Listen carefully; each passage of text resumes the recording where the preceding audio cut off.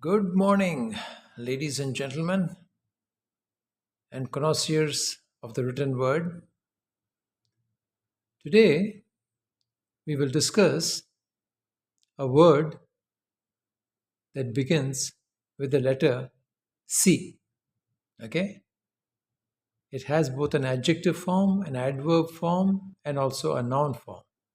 So let us write it out. Let us write out all three of them.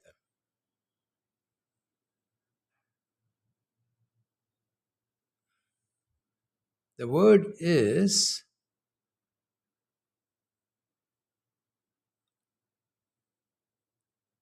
oh, con,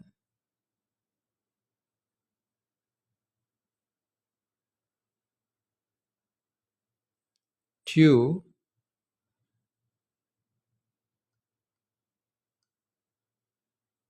me,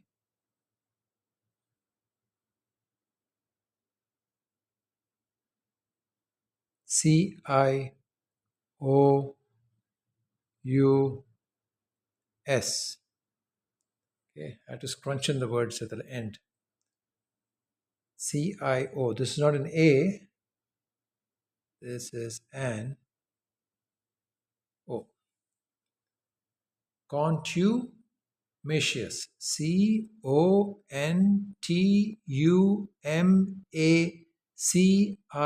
CONTUMACIOUS. I'm sorry about scrunching in those last three letters, but it's such a big word. I couldn't estimate the distances uh, quite correctly. Okay, let's fill up the gaps. Contu.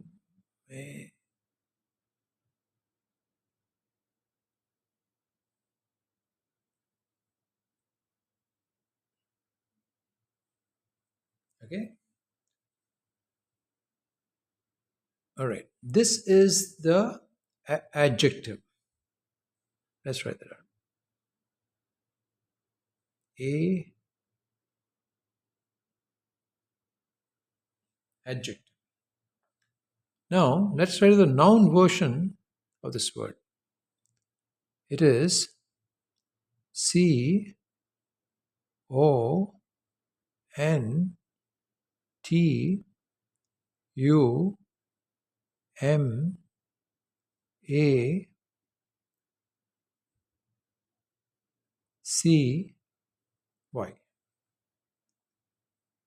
Okay. So we have contumacy.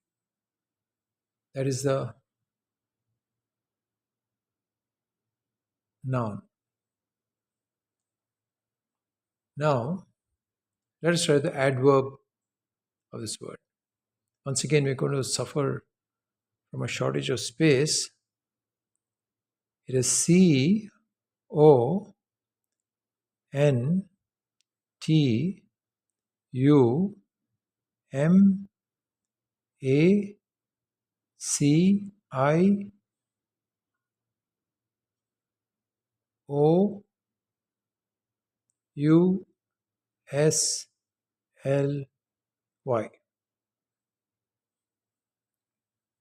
Contumaciously. So we have contumacious, we have contumacy, and then we have contumaciously. This is the adverb.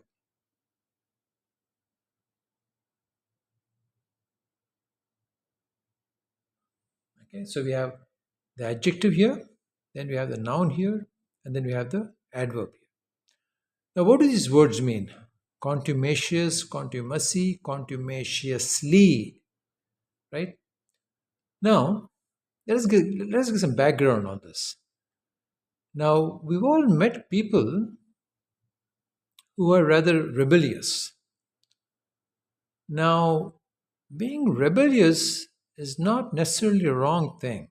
It was because of rebels, people who rebelled against injustice, that nations were able to win their freedom, tribes were able to win their freedom, individuals were able to win their freedom.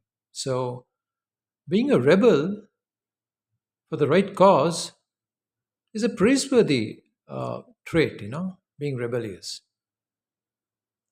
Similarly, you could be a revolutionary. A revolutionary is someone who rebels, a stronger version of rebellion, a more systematic kind of rebellion. You call that revolution or revolutionary. You could also be a revolutionary. So, rebels and revolutionaries have changed the course of history. I mean, that's a well known fact.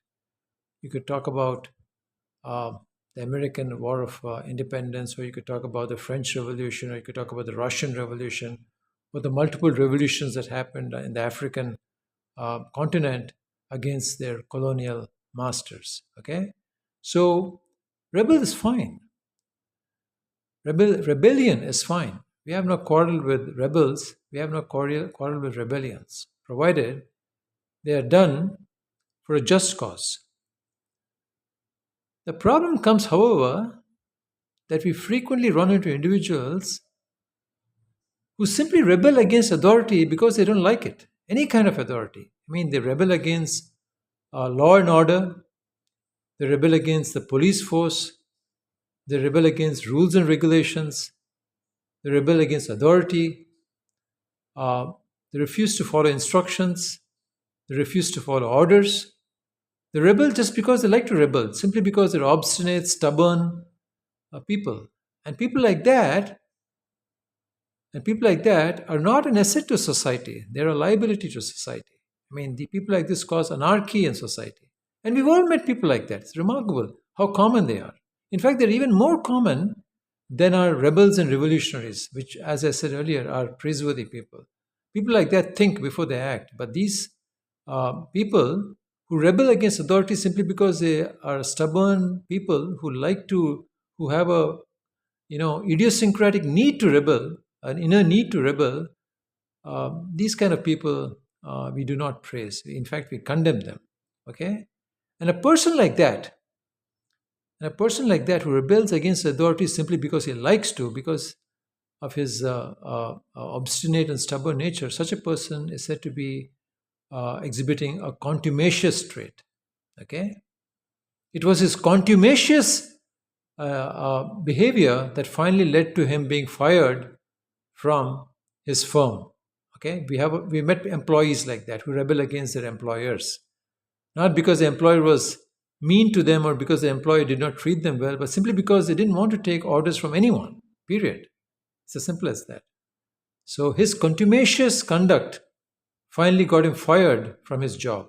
Okay, so we have used this adjective directly there. Or again, using the noun, his contumacy got him fired from his job. His contumacy got him fired from the army. The army insists on obedience. I mean, armies cannot function unless orders are carried out implicitly. You can't rebel against authority, especially in the army. It's a matter of life and death that orders be followed and carried out accurately. So his contumacy against his army superiors got him discharged from the army, and it was a dishonorable discharge. Okay, so you can use a noun word in that in that way.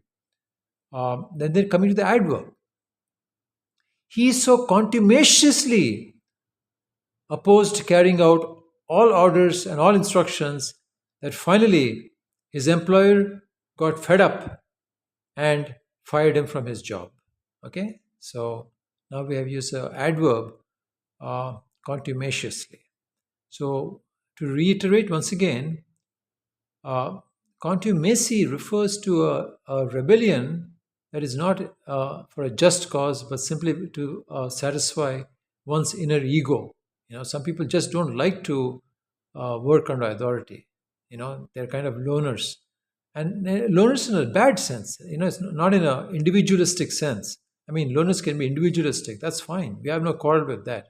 But once you belong in an organization, the smooth running of an organization or a firm or a bureaucracy or an army requires that orders be carried out, that you obey orders, that you display a measure of obedience. That obedience is not subservience, it is not obsequiousness.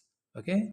It is simply following instructions faithfully so that the entire system operates smoothly. You have to be a cog in a machine, a well greased, well oiled cog, an obedient cog in a machine You cannot afford to be a contumacious cog, that refuses to rotate when all the other parts are rotating, that refuses to mesh with other parts.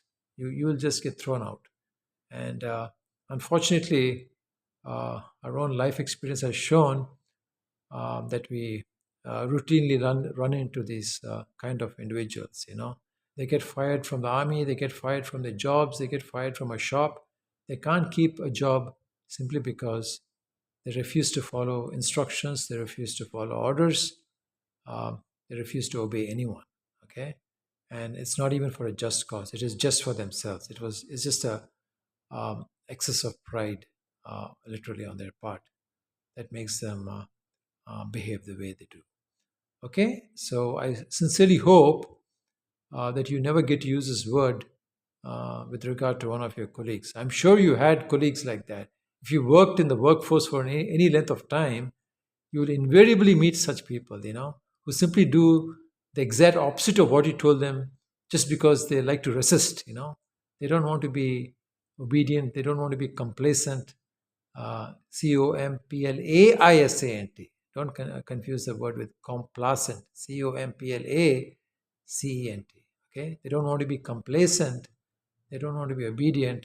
They don't want to obey authority. Frequently, unfortunately, these people get so bad they actually end up in prison just because of their actions that were so utterly anarchic that it led to a fight or a combat or whatever, and somebody finally actually ends up getting killed.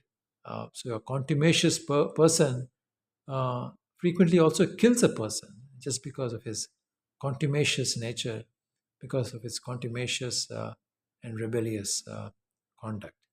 Okay, all right. These three words we have these three words lying before us: contumacious, contumacious, contumacy, contumacy, and then the adverb contumaciously, conta.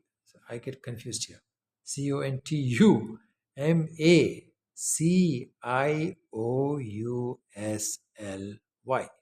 right? So I'll leave you with these three words, and we'll pick up on another word in the next episode of vast, varied vocabulary. And once again, please subscribe, please press that like button, and please recommend the channel to your other well educated, enlightened colleagues. I'm sure you belong to the clerisy and the cognoscenti. So you may want to recommend it to your friends amongst the literati. All right. Bye for now.